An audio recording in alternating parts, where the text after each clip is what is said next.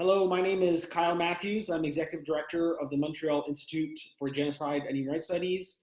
We're very pleased today to launch our first digital interviews about human rights in the age of the coronavirus. Our first guest speaker is Shaparak Shajari.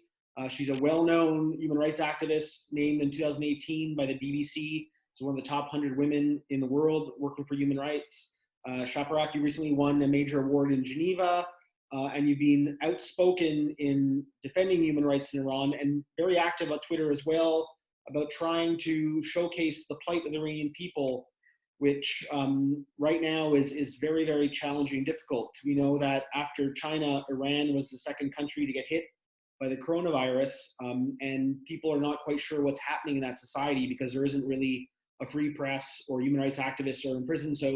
So maybe, Shaparak, could you just tell us about your experience with the authorities, what you think is happening and what the world needs to know?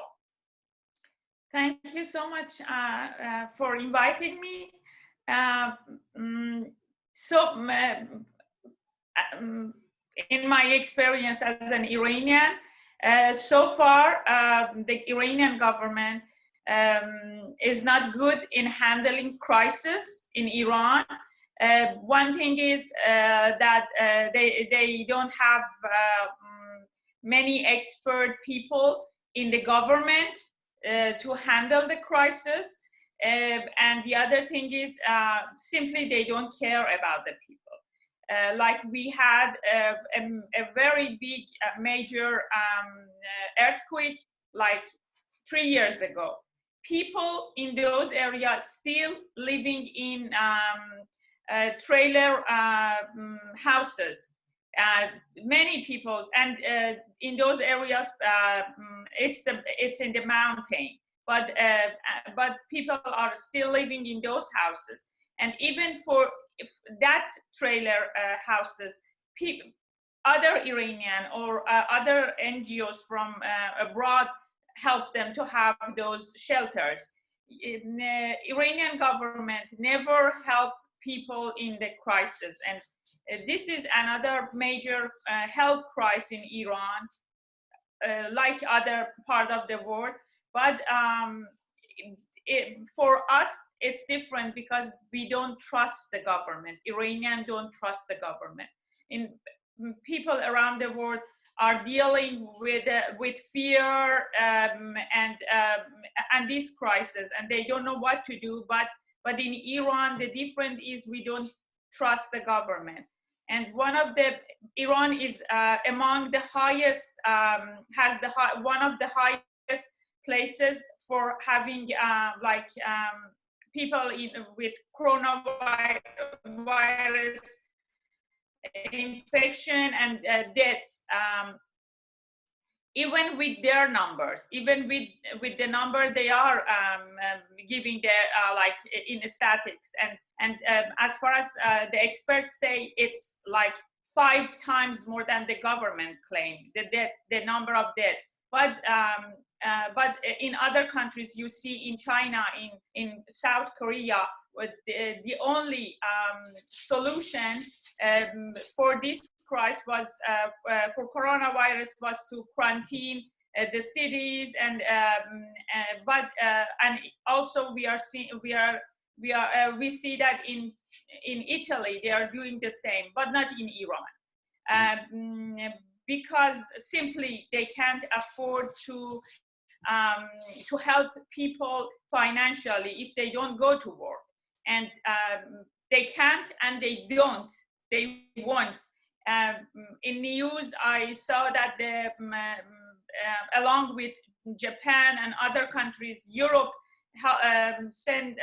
give them 20 million euros to help with the crisis. But as you see in Twitter, people are not happy that they send money to the government because we know they're not gonna spend this money for the coronavirus pandemic in Iran, and we're not sure how they're gonna spend the money. The difference is they simply don't care about the people. They care about their sinking ship. they just want So to save their neck. So Shaparak, so you mentioned something very interesting, that the general public does not have a lot of confidence in the authorities. No one thinks they're very transparent, and even if funds are given to the authority, no one believes they'll be spent for the public good. And I think your case exemplifies that. I mean, usually governments are there to protect their citizens, their health, protect them from dire humanitarian situations, but you yourself were thrown in jail and had to escape the country simply because you took off your headscarf, your hijab. I mean, do you see the connections to this with how you were treated? The connection is everybody who speaks out and challenge the government is going to end up in jail and accused of conspiracy against the government. As you see in the news, even now with coronavirus, there were several reports like around 2 months ago about the coronavirus infection in Iran, in Qom city. But in that, they got arrested, and they were facing accusations like conspiracy with the enemy, U.S. or Israel, as they say. And they tried to hide like the truth, and they lied to people because they had first of all, they wanted to have their pro-regime demonstration. They didn't want people to be scared, to their followers, their supporters to be scared. And the second one was the parliamentary election. They didn't tell the truth. There were many reports, but anybody who talked, doctors or journalists who talk about the cases and ask the officials about the coronavirus cases, they got silent. They either arrested them or get them to be silent, and the leader had some speech and said this is the conspiracy of US, and there is no evidence of coronavirus. And during that time, even my brother-in-law and all of his friends got infected and got better. It was like after 1 month, and still the leader was lying to the people. And in my personal experience, I saw that people are, my brother-in-law is living in capital, and he got infected. And then by the time the government announced that the coronavirus spread in Iran, my brother-in-law got better after 2 weeks. You know, it was in the country for at least 1 month, and they were hiding the truth from people. And now, again, the leader had a speech a few days ago that's for the time of our New Year, Persian New Year. And this time, the first time he said there is no coronavirus cases, and the US and other countries are exaggerating it, and the people who are reporting are they are working for those countries now. Now he claims this is a biological weapon created by Mossad and CIA to attack Iran. All the people around the world see this is absurd, but I'm so sorry.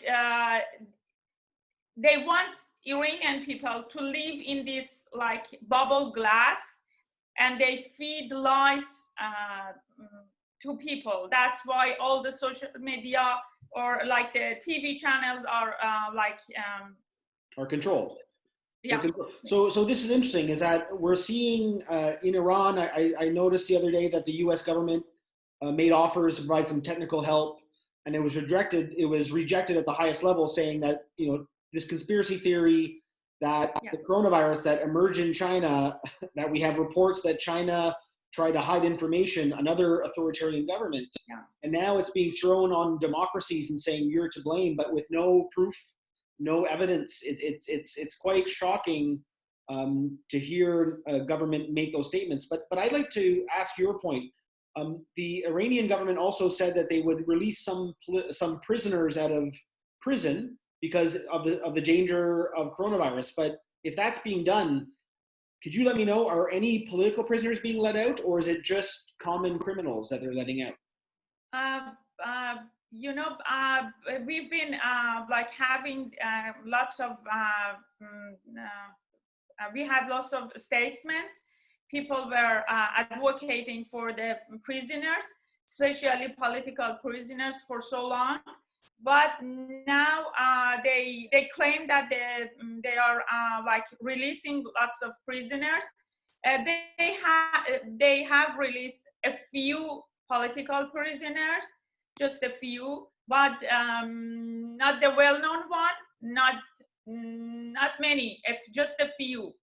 And we have more than thousands. We have thousands of political prisoners and protesters, human rights activists in different prisons in Iran. But so far, no, none of them.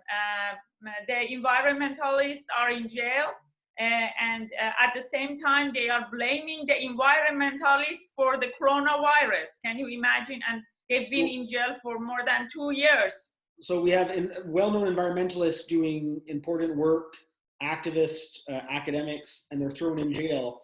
Explain to us how the regime is trying to pin the blame of the coronavirus on environmental activists. I'm trying to understand that. It's confusing to me, not surprising, but I'm wondering if you could tell us more. I'm so sorry, I cannot tell you the reason to. They just accused people, and they have no evidence, and I don't know how. In Iran, it's like that. They accuse, like they have these accusations without any proof and anything. They just they just saying these things, and everybody, you know, in Iran, this is the case. Everybody, I guess it's in many dictatorship regimes. You can see it in Northern Korea. Everybody who start even asking questions, challenging them, challenging the officials, they're gonna end up in jail, or they're gonna end up dead. And this is the case for Iranians. Right now, like I remember 3-4 years ago, there were lots of actions for environment, for the environment.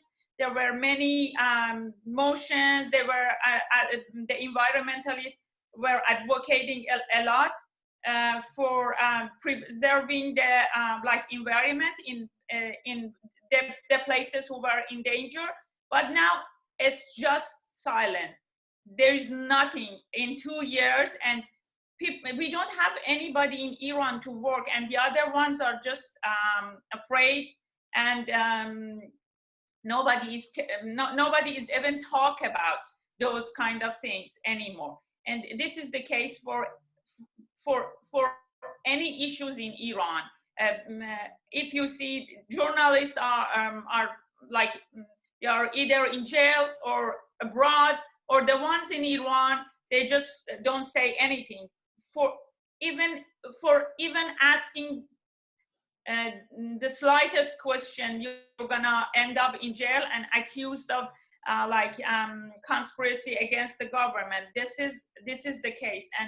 And you know, even if you know that World Health Organization sent some people in Iran, and Iranian didn't believe, like, even the statement of WHO, because we know that when they send some experts to Iran, they just their actions are limited by the government. They're not free to go to every hospitals to the places they want. It's just they are limited by IRGC, agents and everybody. They're just have to see the things that the government want them to see. So it's like it's almost like it's like propaganda videos where they don't let you interact with people. They only bring you to areas. You see the good, you don't see the bad. I've seen that in many states. Yeah, and if they notice something, and the moment they say something against the government's will, they're gonna send them back to their country and say this is conspiracy. That's the case. Well, it's so sad to hear this, Shaparak, because governments need to be held account by their citizens, by journalists. Very often, governments don't operate. They don't have the solution to everything, and we need people to come in and sometimes be positive criticism to try to solve a problem. But it sounds like the government just is so obsessed with upholding a revolutionary idea rather than looking after the interests of their people, that there are massive human rights violations, and ignoring the coronavirus is having a severe impact. I'm wondering, maybe one last statement from you before we end our interview. What do you think the world needs to do, or can we do in these trying times to help the people of Iran?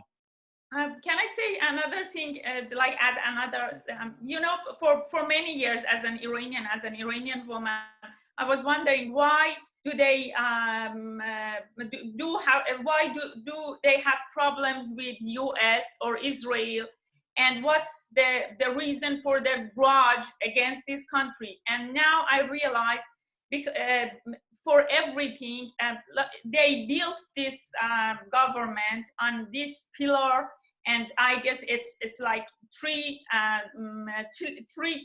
this pyramid has three poles. One is like suppression of women, and the other one is hate toward US, and the other one is hate toward Israel.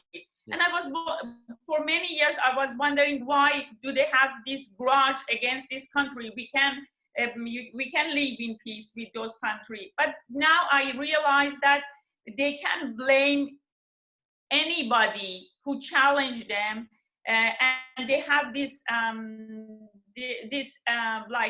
enemy. How can I say? They have this enemy, fiction enemy that they can. Everybody who challenged them, they accuse them of conspiracy with this kind of countries, with this enemy. So this is the case. They're not gonna stop this grudge and hate, because this is the fundamental of their government. This is how they rule the government, and we're not gonna see peace in that region. We're not gonna see freedom or democracy for Iranian people, and we're gonna have war and chaos in Middle East as long as they have the power. Now it's good that we see that other countries care about Iranian people and help them.